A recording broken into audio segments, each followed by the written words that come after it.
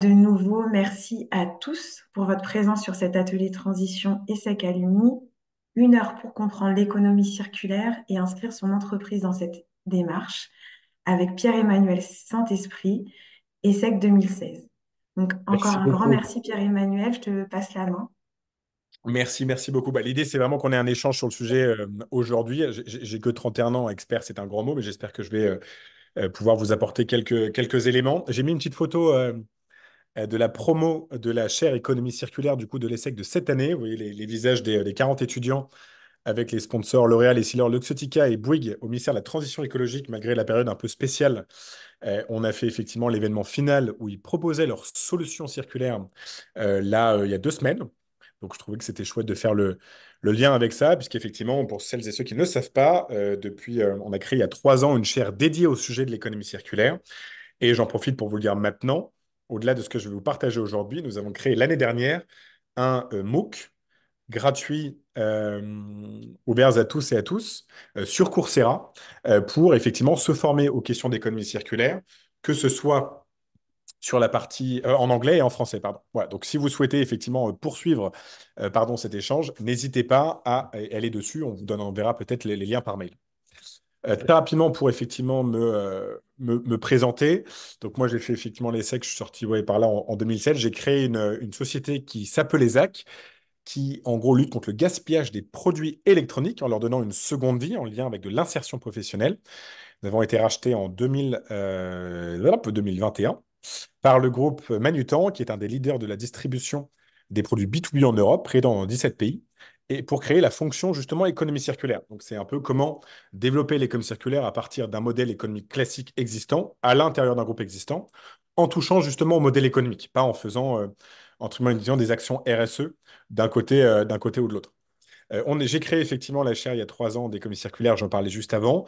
Et pour celles et ceux que ça peut intéresser aussi, on a lancé lors de la dernière présidentielle, en 2022, une association qui s'appelle EC 2027, un quinquennat pour l'économie circulaire, pour pousser l'économie circulaire dans le débat politique et public, au niveau français et au niveau européen. Parce que c'est un sujet, pour celles et ceux qui le savent, qui a pas mal avancé, avec notamment la loi anti-gaspillage pour une économie circulaire, le paquet économie circulaire au niveau européen. Mais il reste beaucoup à faire, spécifiquement potentiellement dans les mois qui arrivent, pour pouvoir permettre d'avoir voilà, des économies qui surtout tournent sur des produits durables, en faisant attention aux ressources naturelles et aux émissions de CO2 associées à l'extraction de ces ressources naturelles. Et donc le débat, le plaidoyer, le débat sur ces sujets est hyper important parce que, voilà, à notre sens, au sens des bénévoles de cette organisation, de cette association, il y a encore beaucoup à faire pour donner, on va dire, les lettres de noblesse à ce sujet. Alors, on va commencer rapidement par les objectifs et après un petit quiz rapide. L'idée d'aujourd'hui, effectivement, c'est de revoir avec vous les piliers un peu clés de l'économie circulaire, au-delà du terme qui peut être un peu complexe, être sûr que ça vous parle bien et que ça soit très concret. Faire en sorte, effectivement, de voir à quel point l'économie circulaire, ça permet de réduire, effectivement, l'empreinte environnementale, alors, du monde digital, mais dans l'absolu, effectivement, de l'empreinte environnementale et que c'est pas justement une question uniquement de la ressource. Et puis voir aussi quelques petites notions autour de la réglementation. Pour terminer, pour commencer, pardon, pour un petit icebreaker, alors on n'a pas créé un sondage dans Zoom, on va faire ça simple. À chaque fois que je vais donner une réponse, vous levez la main si vous pensez que c'est la réponse, avec Zoom évidemment. Et quand on passe à la deuxième, vous baissez la main. Comme ça, on verra un petit peu quelles sont les grandes tendances qui se répartissent. Alors, selon vous, après une année du coup d'usage, quel est le pourcentage de plastique qui devient directement du déchet? C'est-à-dire chaque plastique qui est mis effectivement dans le marché, après uniquement une année ou moins d'usage, d'après vous, quel est le pourcentage qui devient du déchet? Si c'est 23%, levez la main maintenant. Alors, personne ne lève la main. Si c'est 56%, levez la main. Ah, pardon, si, excusez-moi. On a une personne pour 23%. Maintenant, baissez la main pour B, 56%. On a aussi on a 2 personnes. Très bien. Vous pouvez baisser la main. Pour C, 81%. On a beaucoup plus de monde, 8. Et pour D, 95%, on a 2 participants. Alors voilà, c'est 81%, bien joué à la majorité. Effectivement, on voit que le sujet n'est pas au-delà du plastique, même peut-être critiquer la notion d'utilisation du plastique. J'y reviendrai après, mais je pense que tout est adaptable. Quand on parle du secteur de la santé, par exemple, personne n'a envie peut-être de recevoir un vaccin par une seringue en plastique de seconde main. Donc il y a des secteurs, effectivement, où de toute façon, il n'y a pas forcément le choix d'utiliser cette matière. Par contre, ce qui n'est parfois pas normal, c'est d'avoir un tel pourcentage global, quelles que soient les filières, d'avoir une faiblesse du temps d'utilisation, c'est-à-dire peu d'efficacité de la matière, d'une certaine manière, pour un seul matériau. Alors, selon vous, quel est maintenant le pourcentage, le taux de circularité mondial? C'est-à-dire qu'en gros, c'est une étude qui est faite par une ONG située aux Pays-Bas, qui s'appelle Cycle Economy, qui s'appelle le Circularity Gap Report. Et tous les ans, ils évaluent ce taux de circularité. C'est en gros l'ensemble des matières, des produits qui proviennent de matières recyclées ou qui sont des produits de seconde main, réemployés, par rapport à la totalité de la matière qui, tous les ans, dans le monde entier, est utilisée, le cas échéant. Selon vous, est-ce que c'est 3%? Réponse A. On a une personne. Est-ce que c'est 7? Ah, pardon, on a deux personnes, trois personnes, quatre personnes. Ah, on a une personne qui hésite. On va dire trois personnes. Vous pouvez baisser la main. Est-ce que c'est 7%? 8 personnes. Pas du tout, hein. Est-ce que c'est 33%? Réponse C.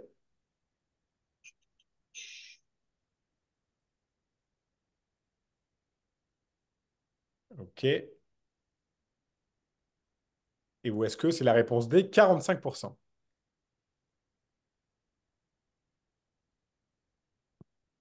OK. Donc la bonne réponse, c'est la réponse B, 7%. Euh, En fait, il y a de plus en plus de matières recyclées de manière réemployée, et on le voit d'ailleurs sur les chiffres en termes peut-être de valeur du chiffre d'affaires ou du PIB qui est fait sur ces sujets-là. Par contre, comme le monde entier consomme de plus en plus de matières, quoi qu'il arrive, eh ben, le pourcentage baisse. Donc l'année dernière, on était à 7%, l'année d'avant, on était à 9%.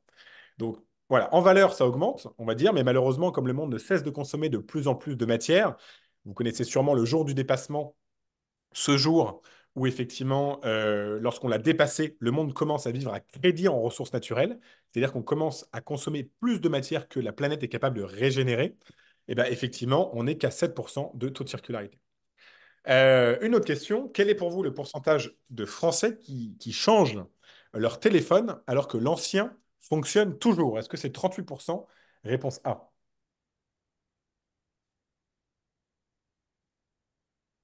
Personne. Est-ce que c'est réponse B, 56%? On a une personne, Enzo. C'est 72%. Ouais. Ah, mais tant pis, on n'y voit plus. C'est parti. C'est parti. Et D, 88%. Bon, on est à peu près pareil entre C et D. Effectivement, c'est la réponse D, 88%. Donc là, on est vraiment sur ce qu'on appelle l'effet rebond, que même si votre téléphone est seconde main, etc., à partir du moment où on passe son temps à en changer, de toute façon, on est dans une consommation à corps perdu en permanence et on n'est plus dans une logique de pouvoir utiliser uniquement ce dont on a besoin. Il y a tout le phénomène que vous connaissez d'obsolescence programmée, où aussi on est obligé de changer. La régulation peut beaucoup aider sur le sujet. Il y a une association qui s'appelle HALT, pardon, à l'obsolescence programmée, HOP, qui a fait condamner notamment la marque Apple pour le sujet effectivement d'obsolescence programmée. On est obligé de changer de produits physiques parce que le logiciel à l'intérieur ne permet plus d'utiliser le téléphone. On est aussi sur le sujet du chargeur, où maintenant, depuis très récemment, il y a la notion de chargeur universel au niveau notamment européen. Vous ne pouvez pas changer en permanence de chargeur, ce qui oblige évidemment à changer soit de téléphone, soit de chargeur, etc., etc. Donc il y a plein de contraintes qui font qu'on est obligé d'acheter du neuf et qui évidemment pèsent énormément sur les ressources naturelles. Dernière petite question avant de passer vraiment sur la présentation. Selon vous, quelle est la durée moyenne d'utilisation sur toute sa vie d'une perceuse? Donc, je parle bien d'une perceuse. À partir du moment où elle est achetée, selon vous, elle est utilisée combien de temps par un consommateur en moyenne? Est-ce que c'est 15 secondes, réponse A? Ah, les personnes qui lèvent la main avant même que je donne la réponse A. Donc, deux personnes. Est-ce que c'est réponse B, 13 minutes? 10 participants. Est-ce que c'est la réponse C, 1 heure?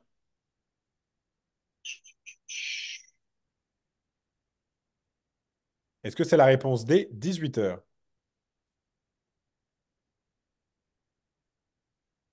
Alors, c'est la réponse B, 13 minutes, donc c'était la majorité. Ça semble complètement lunaire, mais effectivement, il y a une très forte proportion de personnes qui vont acheter une perceuse pour un besoin précis à un moment donné, l'utiliser et la foutre à la cave. Il y a d'autres personnes, évidemment, qui sont plus techniciens, bricoleurs, qui vont l'utiliser plus. Mais au total, du coup, on est sur une moyenne, qui ne donne pas l'écart type, mais une moyenne de 13 minutes. Ce qui prouve l'intérêt de nouveaux modèles économiques comme la location, qui permettent effectivement uniquement d'avoir la perceuse à l'usage, de l'avoir lorsqu'on en a besoin pour éviter la surconsommation de ce type de produit. Alors, une fois qu'on a fait effectivement ce petit tour d'horizon, je vais maintenant vous donner effectivement une petite introduction. Désolé pour celles et ceux qui sont déjà voilà, bien formés sur ces sujets. Une petite introduction sur le concept général d'économie circulaire, d'où est-ce qu'il vient, quel est son intérêt et pourquoi, personnellement, je pense que, il est essentiel pour une organisation, une entreprise, demain, d'intégrer l'économie circulaire dans sa stratégie et dans son modèle économique. Alors, vous avez devant vos yeux une petite courbe assez intéressante qui présente l'évolution de la consommation de matières vierges au cours du temps dans le monde. En 1972, comme vous le voyez à gauche, c'était le Club de Rome. Le Club de Rome, vu que vous assistez à ces webinaires, je suis sûr que vous connaissez, c'est effectivement un moment donné où on commence à dire que la croissance économique qui repose sur l'extraction illimitée des ressources naturelles et dans un modèle voilà, de croissance débridée n'est pas soutenable à moyen et long terme. Il y a des limites physiques à ça, notamment sur les émissions, sur plein de facteurs, la biodiversité, et puis sur les ressources naturelles. Donc c'est la première fois, le fameux rapport Meadows, où ce sujet, en tout cas, est particulièrement porté par des scientifiques et des chercheurs. On est en 1972, on est à 28,6 gigatonnes, donc milliards de tonnes de ressources naturelles nouvelles extraites dans le monde. Les années passent, les COP 15, 16, 17 passent. On arrive en 2015 à la COP 21, grand moment d'espoir où la géopolitique rencontre évidemment l'écologie, avec cet engagement de plus de 120 pays à rester en dessous de 1,5 degré, de signer et de s'engager à réduire en fonction aussi du passé historique de consommation et d'émissions, ces émissions de CO2. On est à 89,9 gigatonnes. 5 COP après, on est à 101,4. On a passé la barre des 100 milliards. Et si on continue comme ça, en 2050, on est potentiellement à 184 gigatonnes. Le point, c'est que malheureusement, malgré les alertes, alors là, je vais la partie négative et puis après, je donnerai la partie positive, mais malgré les alertes, malgré effectivement, les grands engagements, il semble très compliqué aujourd'hui de ralentir cette courbe de progression de l'extraction et de consommation des ressources naturelles sans avoir un changement de modèle économique qui soit assez majeur. Ce modèle, effectivement, qui a permis malheureusement cette courbe exponentielle, c'est le modèle linéaire. C'est le modèle majoritaire dans lequel on vit, du coup à 93%, pour revenir sur l'antagoniste du taux de circularité mondiale que j'évoquais avant. Très concrètement, c'est un modèle qui n'est pas du tout efficace en termes d'utilisation de la matière. On va extraire des ressources naturelles, on va produire des biens, on va perdre d'ailleurs dans la production des biens plein de matières naturelles, parce que ce n'est pas le sujet, on ne fait pas gaffe. On va ensuite les livrer. Ils vont ensuite être utilisés et ils vont devenir très très rapidement, je reviens sur les 13 minutes d'utilisation d'une perceuse, à la poubelle ou stockés, ne plus être en usage alors qu'ils sont potentiellement très denses en termes de ressources naturelles. C'est donc le modèle linéaire qui est le modèle majoritaire aujourd'hui de production, de consommation de notre économie sur lequel repose la majeure partie, qu'on le veuille ou non, des modèles économiques des entreprises. Je ne reviens pas sur l'aspect délocalisation des modèles, délocalisation de la main-d'œuvre. Il y a énormément de sujets d'impact social dans l'économie circulaire, j'y reviendrai après. Mais là, je suis vraiment centré sur la ressource naturelle et pourquoi on en est arrivé là, effectivement, sur la courbe que je montrais juste avant. Maintenant, il y a un lien que je veux faire qui est essentiel, qui est vraiment essentiel et qui malheureusement pas du tout assez fait aujourd'hui. C'est le lien entre l'extraction de ressources naturelles et la réduction de nos émissions, c'est-à-dire globalement le bilan carbone.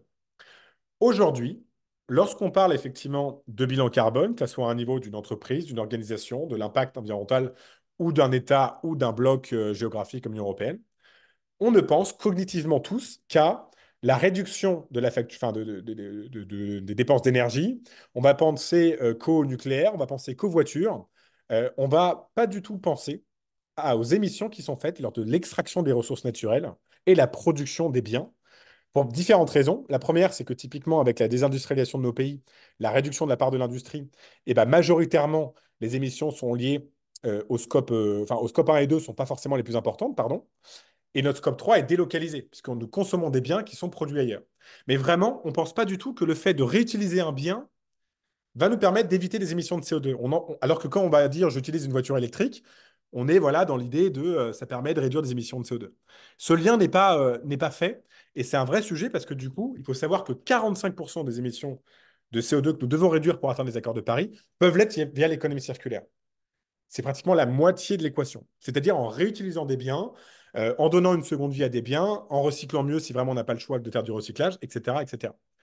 Donc typiquement, développer une industrie nationale du réemploi aurait plus d'impact aujourd'hui, on pourrait y revenir si vous voulez, en local sur notre territoire, beaucoup plus d'impact que l'électrification totale d'un parc de véhicules électriques à l'échelle du territoire. Et c'est ça qui manque énormément là-dessus.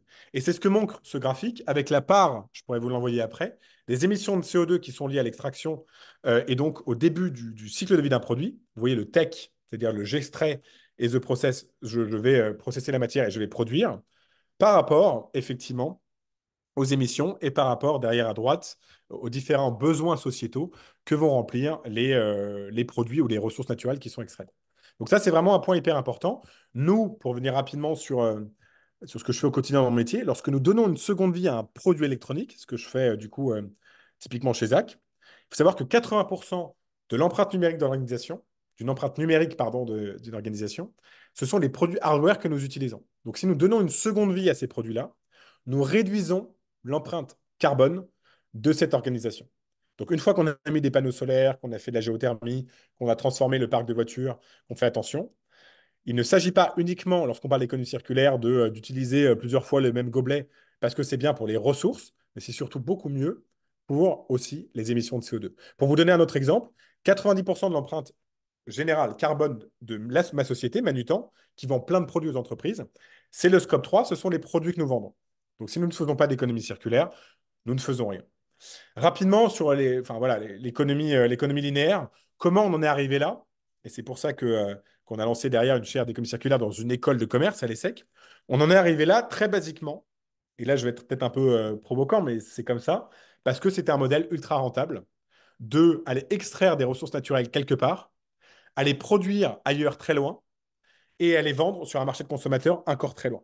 C'est l'invention de la machine à vapeur, 1684, Thomas Savery, etc.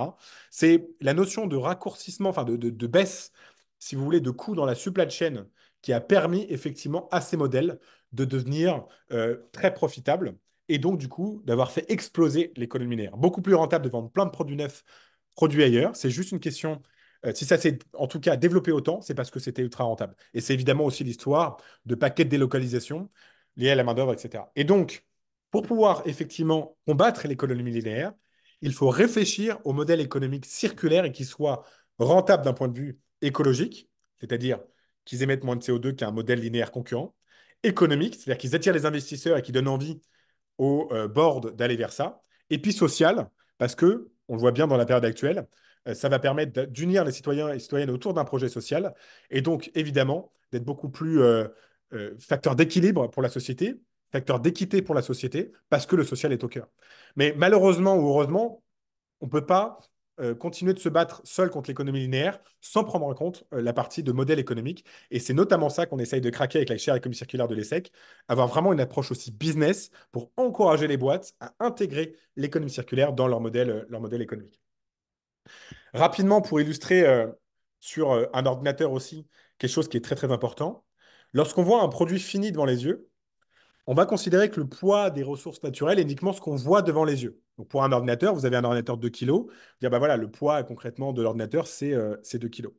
Le problème de ça, c'est que, comme je l'ai dit au tout début dans le modèle linéaire, il y a énormément de matières qui sont perdues dans le processus de fabrication et qui représentent donc, quelque part, des déchets cachés.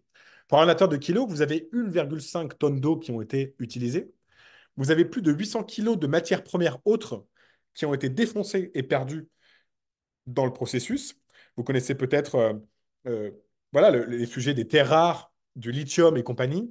Moi, il y a un photographe qui s'appelle Dylan Marsh qui travaille sur quelque chose, sur une œuvre comme ça pour sensibiliser, qui prend en photo des endroits où, par exemple, du lithium ou du cuivre ont été extraits.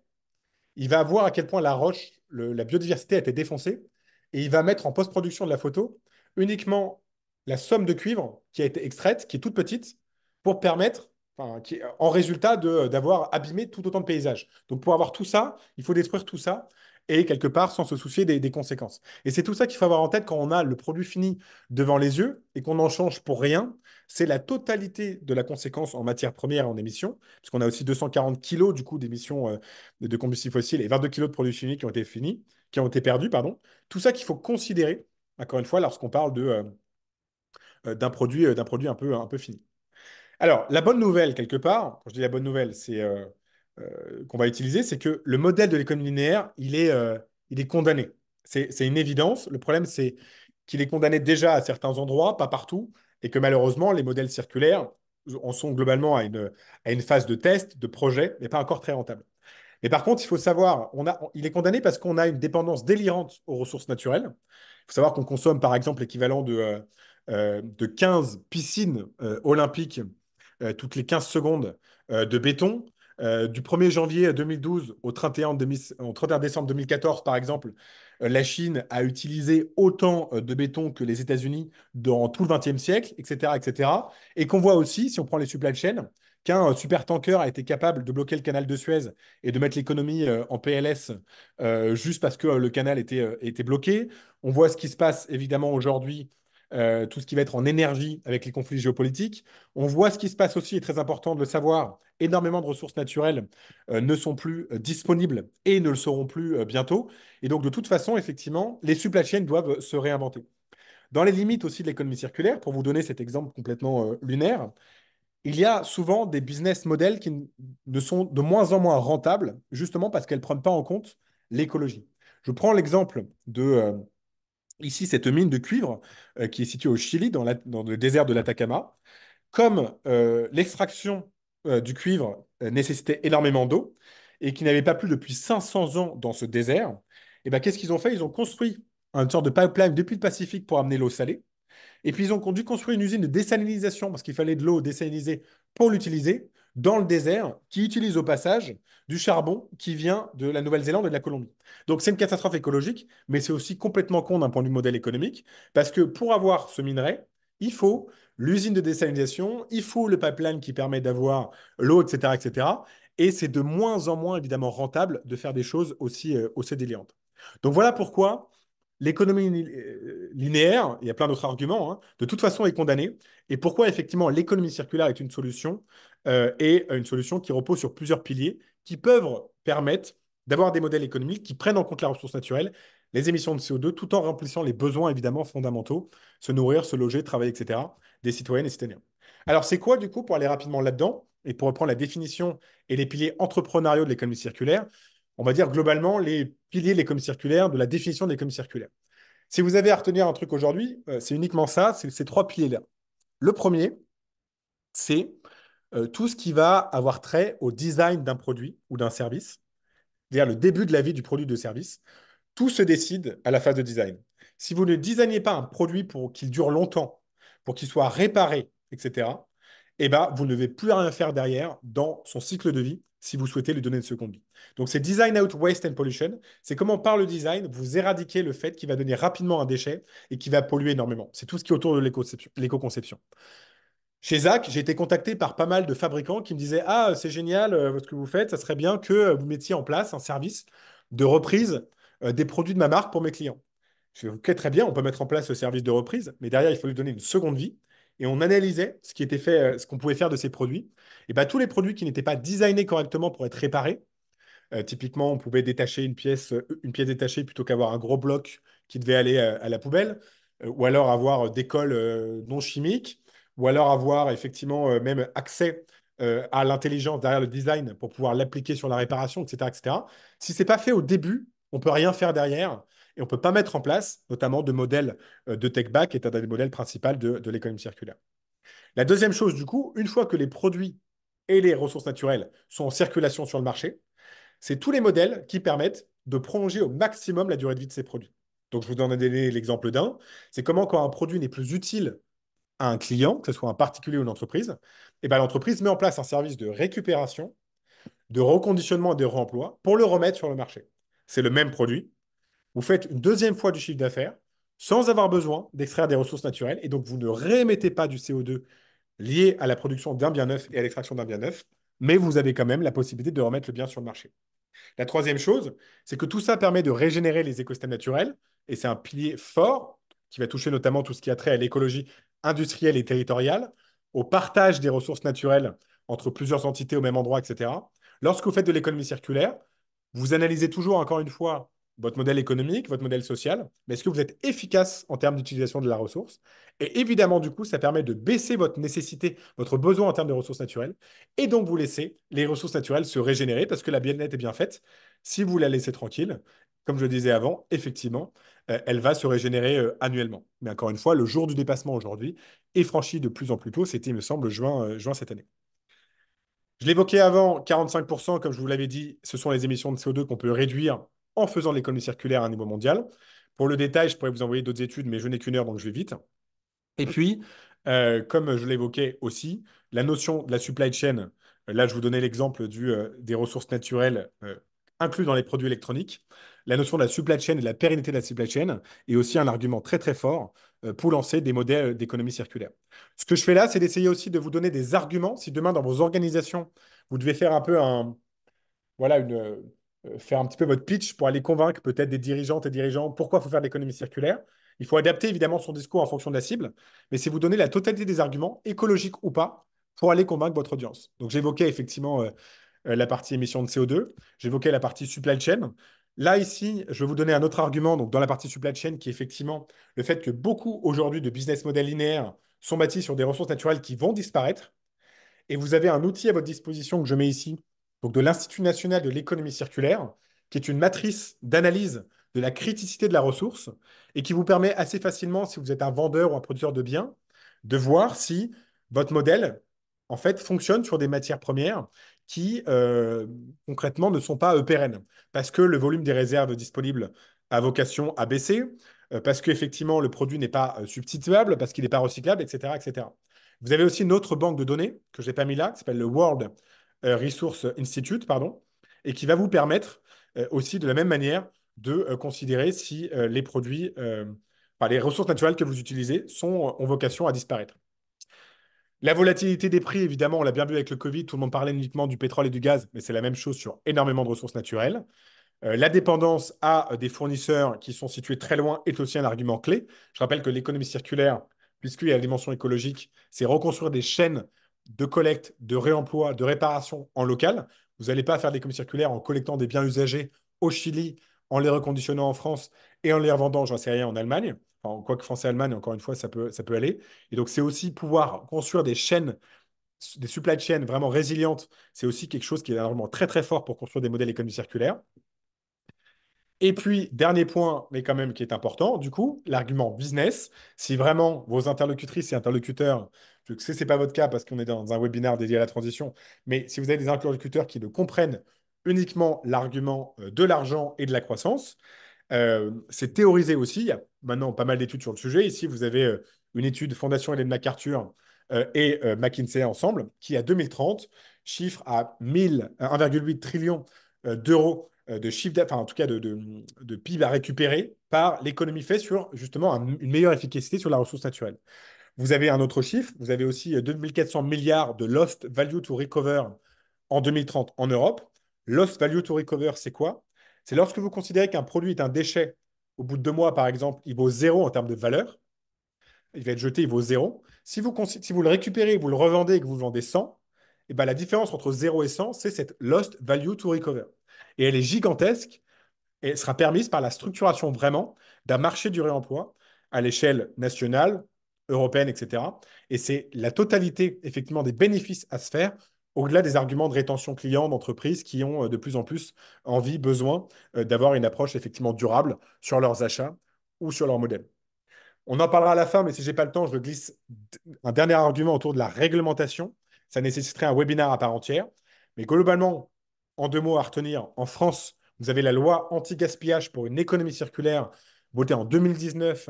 Pas mal d'articles ont déjà commencé effectivement à rentrer en action, vote porté par la loi portée par l'ex-secrétaire d'État Brune Poisson. Et dedans, vous avez plein de choses, effectivement, qui permettent de pousser la durabilité des produits, une meilleure information des consommateurs et la fin du gaspillage. Vous avez sûrement entendu parler peut-être d'indices de réparabilité puis de durabilité sur pas mal de produits. L'interdiction de l'utilisation du plastique typiquement sur des légumes. L'obligation pour la restauration à emporter, enfin le fast-food, lorsque on mange sur place, d'avoir la vaisselle réutilisable. L'interdiction de la destruction des invendus non alimentaires qui n'étaient pas dans la loi. Et puis une dernière chose importante, dans la commande publique, l'article 58 qui oblige les collectivités à acheter de plus en plus, en fonction des catégories de produits, des produits de seconde main, des produits issus du réemploi, entre 20 et 30 et qui donc oblige les filières à structurer une offre pour pouvoir y répondre. Donc l'argument économique de nouveaux marchés, de Blue Ocean, comme on aime bien dire, voilà, est aussi un argument extrêmement important. Alors maintenant, très concrètement, maintenant que je vous ai dépeint un petit peu, voilà, l'historique de l'économie linéaire, ses limites, d'une certaine manière son absurdité, et pourquoi physiquement, et même en termes de modèle économique et de business, ça n'a pas d'avenir de toute façon à long terme. Quels sont les arguments à opposer quelque part aux personnes non convaincues? Maintenant, je vais rentrer dans le vif du sujet. Et pardon, je vous ai parlé aussi, du coup, en conséquence de la définition de l'économie circulaire et les trois piliers fondamentaux. Maintenant, quelles sont du coup les actions, ce qu'on peut faire en termes d'économie circulaire dans une entreprise au cœur du modèle économique? Je n'ai pas parlé ici, évidemment, de tout ce qu'on peut faire en tant que collaboratrice et collaborateur. Avoir des actions, par exemple, de revendre ses produits personnels lors d'une braderie, effectivement, dans les locaux, de ne pas utiliser, comme je disais tout à l'heure, 15 gobelets de plastique pour prendre son café tous les jours. Je vais parler de comment on transforme par le modèle économique, c'est-à-dire comment on transforme la façon de faire du chiffre d'affaires en mettant de la circularité au cœur du modèle. Parce que c'est le seul moyen d'y arriver, c'est que quelque part, le chiffre d'affaires soit fait uniquement en décorrélation de l'utilisation de ressources naturelles neuves, extraites. Et c'est la seule manière, effectivement, de pouvoir avoir une économie plus circulaire. Donc, on va revenir effectivement sur l'antagonisme de l'économie linéaire. C'est tout ce qu'on peut faire là-dessus en termes de circularité. Et je vais essayer de vous donner quelques exemples. Vous avez du coup le modèle linéaire transformé qui devient une boucle avec, au lieu de, après la phase d'usage, directement devenir un déchet, eh ben, on va en réutiliser, on va réparer, on va refaire, etc. Et je vais vous donner un exemple à chaque fois. Alors déjà, évidemment, l'éco-conception, j'imagine que c'est la chose la plus partagée aujourd'hui, à quel point l'éco-conception, je le disais tout à l'heure, est extrêmement importante pour faire en sorte que le produit dure le plus longtemps possible. Alors ici, je vous donne l'exemple d'une société néerlandaise, que les Néerlandais sont pas mal avancés sur les sujets d'économie circulaire. Vous avez une boîte qui s'appelle Superuse, qui construit déjà 60% de ses bâtiments, donc c'est des bâtiments d'habitation, à partir de matériaux récupérés dans des zones industrielles et des friches abandonnées. Donc là, c'est une maison, par exemple, une villa, qui s'appelle la villa Welpelo, qui est aux Pays-Bas. Et ce qui est très intéressant là-dedans, c'est pas uniquement le projet de maison fait à partir de 60% de produits récupérés, c'est aussi le fait que lorsqu'on commence à faire de l'économie circulaire, on a plein d'autres idées et des relais de croissance. Pour pouvoir vraiment spotter les matériaux dont ils avaient besoin très concrètement pour faire ça, ils ont construit un outil technique, une plateforme SaaS, en utilisant Google Earth pour voir où étaient les gisements et notamment les décharges. Et comme c'était vachement bien, ça a commencé à intéresser la concurrence, donc d'autres sociétés d'architecture, etc. Et donc, ils l'ont vendu en licence. Donc, c'est un effet écosystème. Ça a permis à d'autres sociétés de pouvoir se sourcer à partir de déchets et de produits circulaires. Et en même temps, c'est évidemment une source de revenus supplémentaires parce qu'ils ont innové par la tech et par la data en poussant la circularité.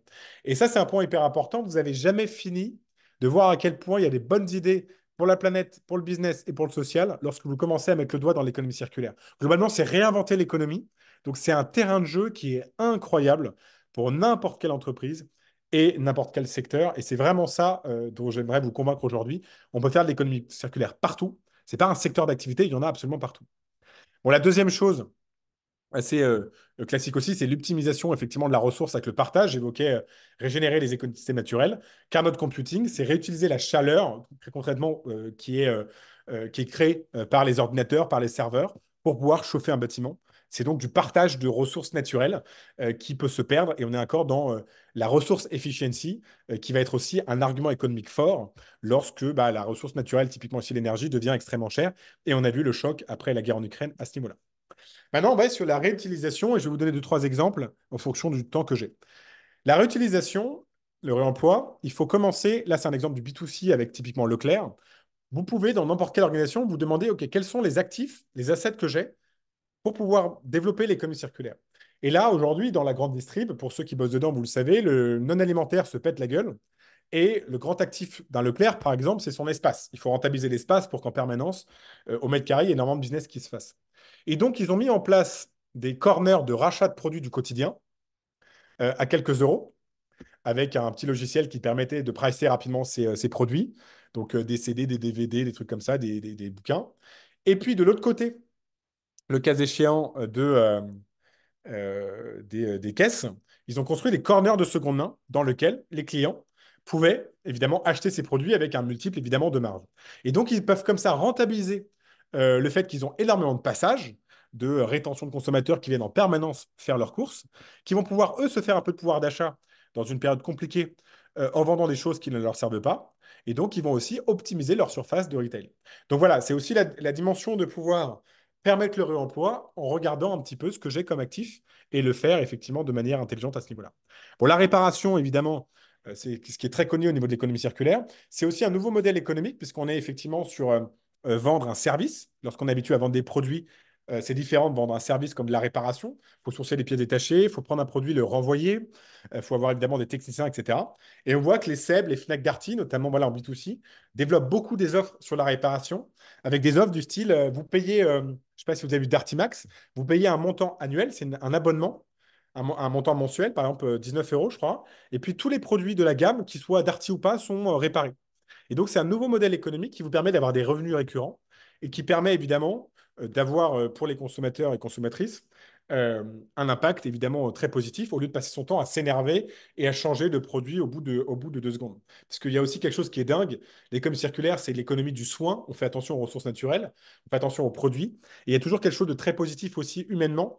Alors, je ne sais pas si vous avez déjà vécu ça et je vous le souhaite, mais lorsque votre machine à laver ne marche pas, que vous vous sentez complètement con, que vous savez que vous allez devoir l'acheter et tout, et qu'à la place, vous avez une personne que vous rencontrez qui vous apprend à la réparer, qui vous partage son métier, c'est une rencontre humaine, et qu'à la fin, le truc marche, vous n'avez rien jeté, et qu'en plus, vous avez fait cette belle rencontre, et ben, c'est aussi chouette humainement, quelque part. Donc, ça veut dire que tout s'aligne d'une certaine manière, et c'est pas pour rien qu'on est, je pense, effectivement, dans cette satisfaction commune.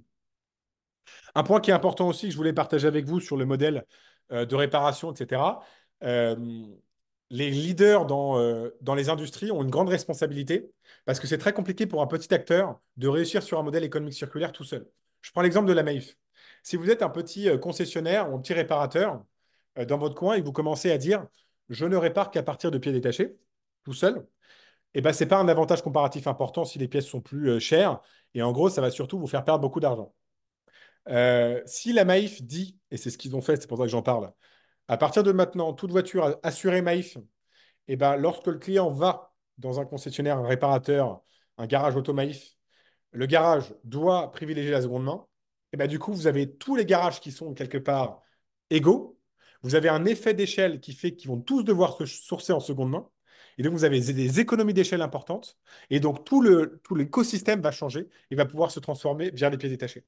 Et donc, il n'y a que les gros du secteur qui peuvent se permettre ça. Donc, il y a une grosse responsabilité de ceux qui ont un pouvoir écosystémique.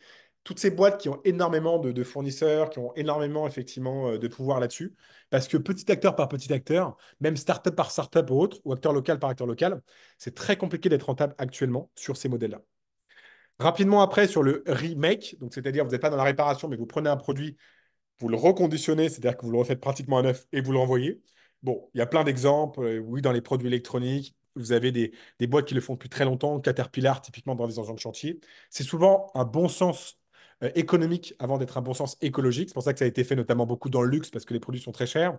Ça a commencé dans les montres d'occasion, par exemple, mais aussi dans les gros engins de chantier. C'est pour ça que je donnais cet exemple.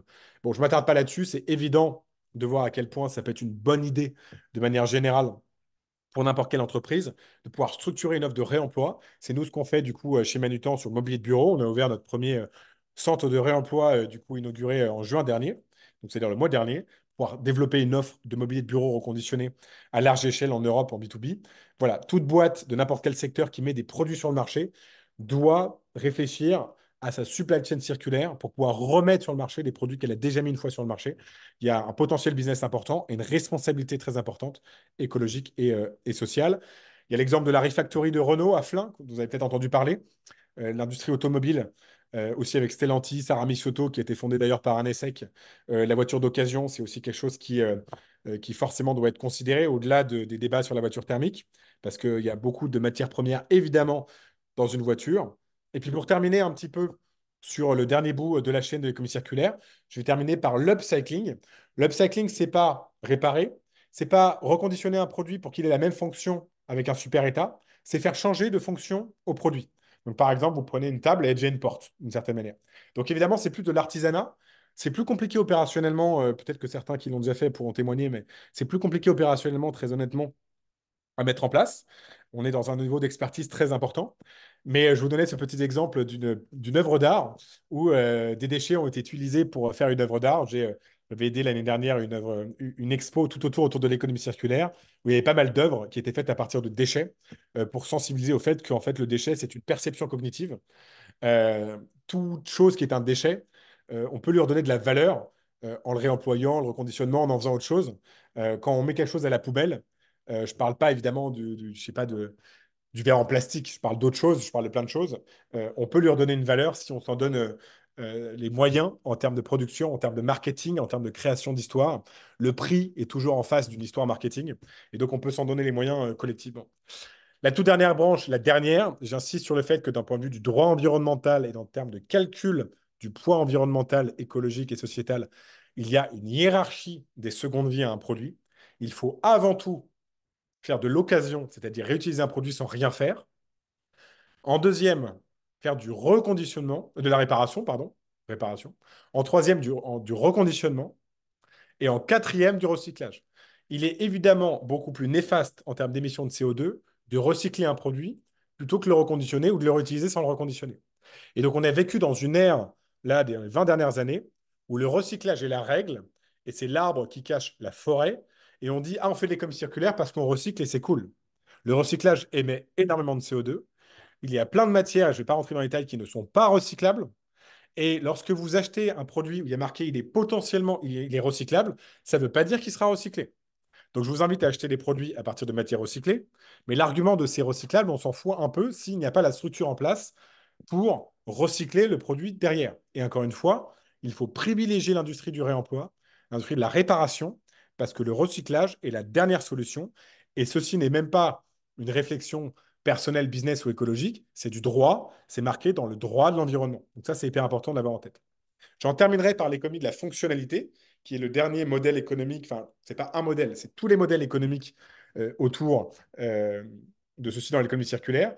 C'est du coup comment, c'est très clair, je vais vous donner trois exemples, mais comment on fait d'une certaine manière pour décorréler le fait de remplir un besoin d'un usager de l'achat, pardon, d'un produit neuf. Et je vais me dépêcher parce que je vois qu'il reste plus que 15 minutes, pardon.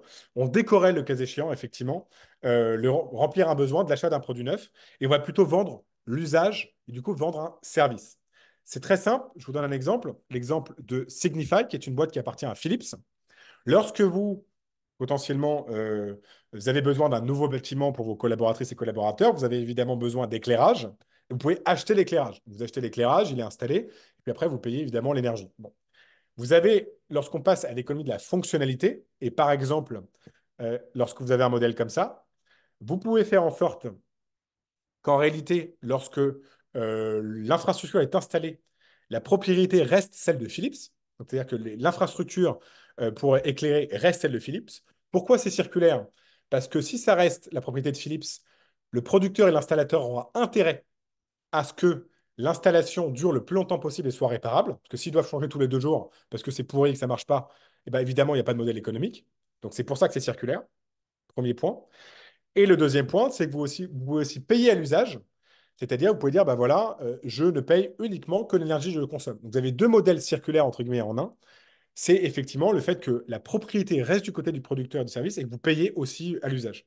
Donc voilà, c'est extrêmement important ce qu'on appelait product as a service, pardon. C'est des nouvelles formes de revenus. Vous n'êtes pas sur un one-shot au début où vous avez beaucoup de chiffre d'affaires en installant, mais vous avez un revenu régulier. Donc en termes de cash flow, il faut aussi évidemment convaincre les directions financières. Mais une fois que ça marche, c'est extrêmement, extrêmement puissant. J'en termine par, d'une certaine manière, pour faire une conclusion, deux frameworks un petit peu importants pour vous donner de la perspective. Pour repenser des business models à partir de tout ce que je vous ai dit dans n'importe quelle organisation, c'est très simple. Aujourd'hui, lorsqu'on fait de l'innovation, de la R&D ou dans n'importe quelle boîte, on vous demandera forcément est-ce que c'est viable en termes de business. Donc ça, c'est déjà le cas, on vous demande un business plan. On vous demandera est-ce que le client veut ça. C'est le marketing, il a des désirabilité, etc. Vous allez faire des enquêtes clients. Et on vous demandera est-ce que c'est faisable en termes de technologie, en termes de ce qu'on a. Voilà. Et c'est tout le temps, ça c'est la strate depuis 40 ans par tous les cabinets de conseil ou n'importe quel, effectivement. La seule chose qu'on fait lorsqu'on fait de l'économie circulaire, c'est pour dire est-ce que c'est circulaire, c'est est-ce que ça inclut la dimension de la nature, est-ce que c'est viable en termes de consommation de ressources naturelles, aujourd'hui, demain, après-demain. Est-ce que lorsqu'on fait le bilan des émissions de CO2, ça nous permet de réduire notre empreinte carbone ou ça l'augmente? Et est-ce que la supply chain qu'on va créer pour ça est locale et respectueuse des hommes et des femmes? Voilà, donc en fait, c'est faire de l'innovation comme d'habitude en rajoutant une brique. C'est pas être taré dans son coin à pousser la RSE de manière complètement déconnectée, etc. C'est juste rajouter des livrables différents pour avoir quelque chose de totalement écosystémique dans la façon d'analyser. Et de dire en plus, c'est pas juste qu'il faut rajouter la nature parce qu'on est sympa et qu'on est en train de faire un webinaire avec ESSEC Transition Alumni. C'est plutôt de dire que si vous le faites pas, de toute façon, c'est pas pérenne et que la société va se péter la gueule. Encore une fois, moi, chez moi, c'était pas très compliqué. Il y a des produits qu'on vend, les ressources naturelles vont disparaître et je le sais. 90% de notre bilan carbone, c'est les produits que nous vendons et nous sommes, notamment avec les divisions collectives publiques, dans l'obligation de réduire, etc., etc. Donc j'ai des arguments extrêmement clairs pour pouvoir le faire et dire que si on ne le fait pas, c'est beaucoup plus de la gestion des risques que de la RSE en réalité. Au-delà de la CSRD et tout, je ne vais pas rentrer là-dedans. Et donc pour terminer, ce que je viens de dire là, pour réduire les impacts, mais aussi en créer de nouveaux, avec des nouveaux revenus, régénérer les écosystèmes naturels, et puis pouvoir aussi, effectivement, relocaliser des activités.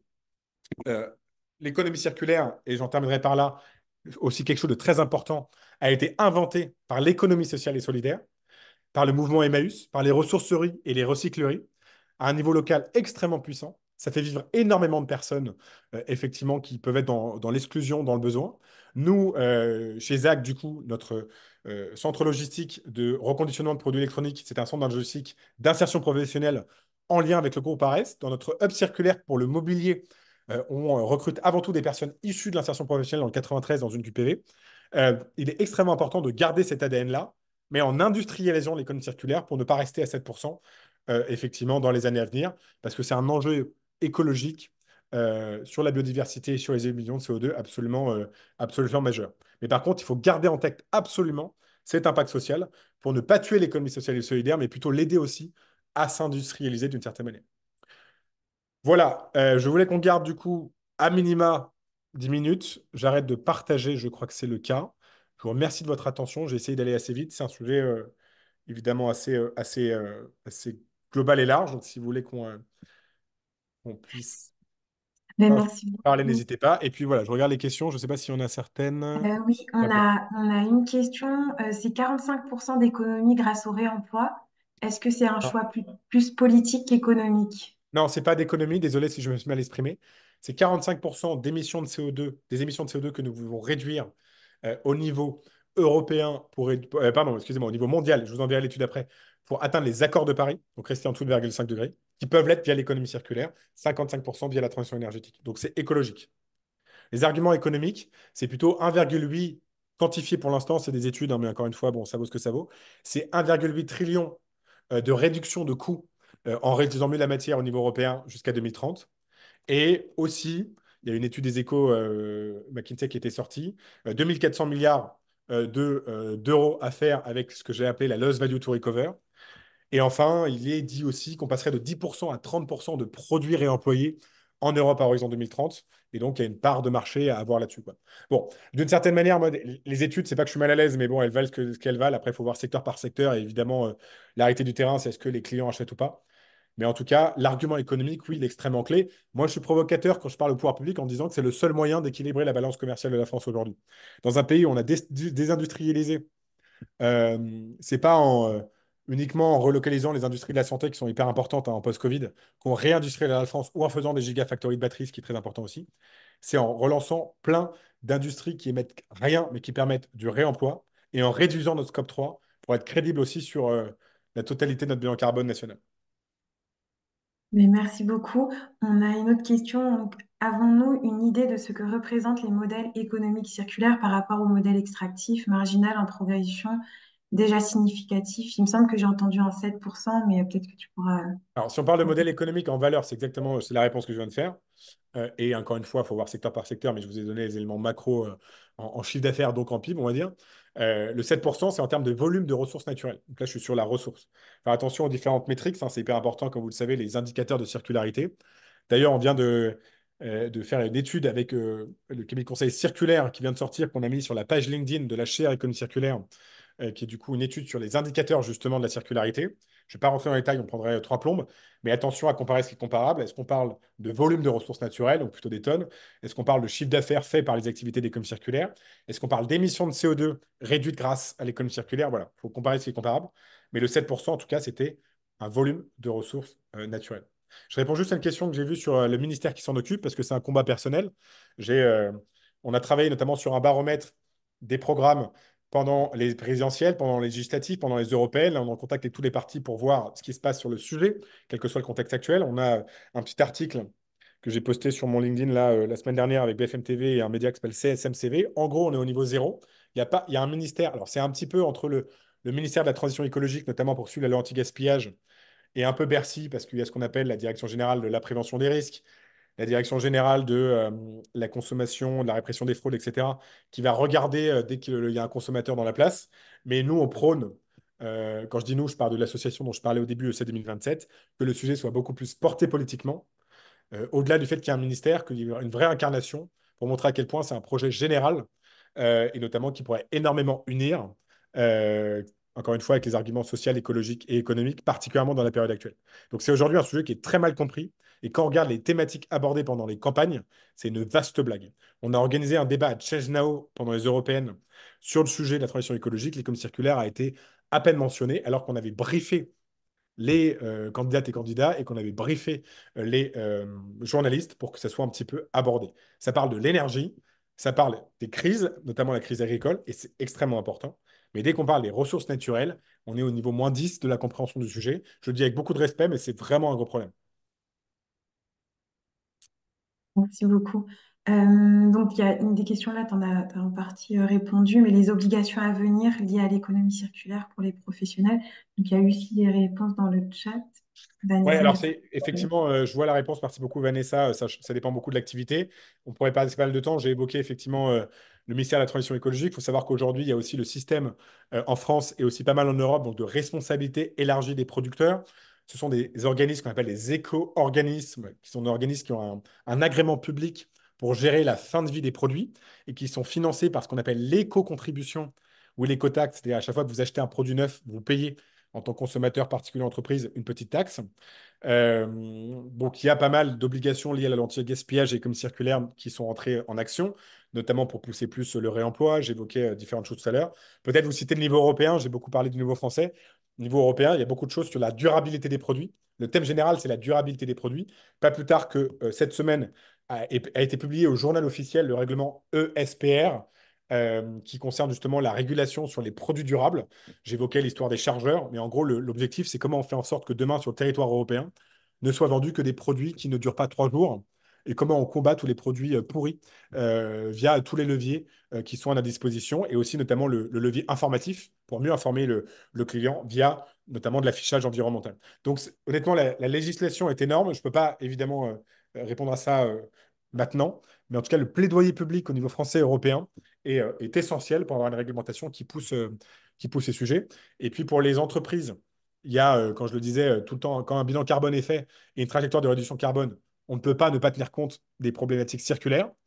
Et puis au niveau qualité publique, je l'évoquais tout à l'heure, il y a des objectifs clairs d'achat de produits circulaires dans la loi AGEC. Donc là, pour le coup, on est sur une contrainte avec un reporting annuel sur les produits circulaires. Donc on est sur une contrainte extrêmement forte dès aujourd'hui, quoi. Merci beaucoup. Et une dernière question, y a-t-il des solutions qui existent dans le recyclage des fibres carbone? Alors, je ne suis pas du tout un expert de ça. Par contre, je connais une boîte, évidemment, le nom m'échappe, qui effectivement va réutiliser, recycler des fibres carbone, notamment pour produire des choses qui sont nécessaires dans l'habillement d'une voiture, si je ne dis pas de bêtises. Évidemment, c'est le moment où la question est posée que j'oublie. Elle a remporté pas mal de prix, notamment technologiques. Je garde la question et je garde votre nom. Carbios, Mon peut-être titre. quelqu'un dit. Non, c'est pas Carbios. Non. Carbios qui est une en société aussi. Un, 2, 3. Ça va me revenir. Dès que je le retrouve, je vous l'enverrai, Titouan. Je m'excuse. J'ai pas beaucoup dormi, j'ai un gros bug. Tac, tac, tac. Fibre carbone recyclée, je vais retrouver. Et c'est une super boîte qui, effectivement, permet de faire ça. Fermat. F-I-R-M-A-T, pardon. Donc, ils réutilisent effectivement, ils produisent de la fibre de carbone à partir de matériaux composites. Et c'est une très belle société. C'est un terrain d'innovation énorme. C'est en fait, dès que vous commencez, c'est un peu mon message, et c'est pour ça que la chaire a été créée, qu'on travaille avec trois mécènes euh, qui ont des énormes boîtes, Bouygues, EssilorLuxottica et L'Oréal à l'ESSEC. Dès que vous mettez le doigt là-dedans, c'est de l'entrepreneuriat infini. Comment à chaque fois que vous voyez un produit, un service, vous pouvez le réinventer en minimisant à mort l'impact sur la ressource naturelle. Enfin, c'est infini et c'est ça qui est aussi excitant. Ouais, je parle un petit peu. J'imagine que c'est pareil pour vous, mais on a souvent le sujet comment on s'engage, comment concrètement on peut s'engager pour la transition. Et bien là, très concrètement, ce qui est génial, c'est qu'à chaque fois, on peut innover, faire de l'entrepreneuriat, en très concrètement, faire un euro de chiffre d'affaires qui réduit les émissions de la société qui en émettait plus avant. Donc il y a vraiment un côté enthousiasmant. Je vous encourage vraiment voilà, à craquer ça, à regarder, à vous renseigner plus, parce que c'est totalement infini comme sujet, pour le meilleur et pour le pire. J'aimerais que ça soit plus avancé, mais en tout cas, c'est complètement infini. Et notamment, je vous recommande à nouveau le MOOC gratuit sur Coursera qu'on a produit, déployer l'économie circulaire dans les organisations, pour aussi vous inspirer de plein d'idées, de modèles qui sont déjà live dans certaines entreprises. Merci Voilà, beaucoup. Il y a une dernière question qui vas-y. a apparu. Donc, a-t-on une mesure de l'empreinte carbone de l'IA générative face à l'explosion des usages? Les entreprises doivent-elles réduire leur empreinte? Alors, c'est une très bonne question. Ce n'est pas directement l'économie circulaire. Par contre, je sais vers qui je vais vous renvoyer pour répondre, puisqu'il y a un groupe de travail qui vient de rendre un premier rapport sur l'IA sobre, qui est notamment été géré par le vice-président de mon association, pour justement faire une étude très concrète de la bonne utilisation de l'IA, au-delà de ce qu'elle peut apporter aux entreprises, comment il faut faire super gaffe à ce sujet et comment on peut vraiment la réguler d'un point de vue sobriété. Donc la personne s'appelle Eddie Bonal, c'est l'ancien directeur de tous les sujets impact digital du groupe ADO, qui a le roi Merlin, etc. Personne géniale. Et donc je vous donnerai son contact pour qu'il puisse effectivement vous répondre sur ce sujet, qui n'est pas stricto sensu lié à l'économie circulaire, même si évidemment on est sur faire attention à la ressource naturelle, donc l'énergie.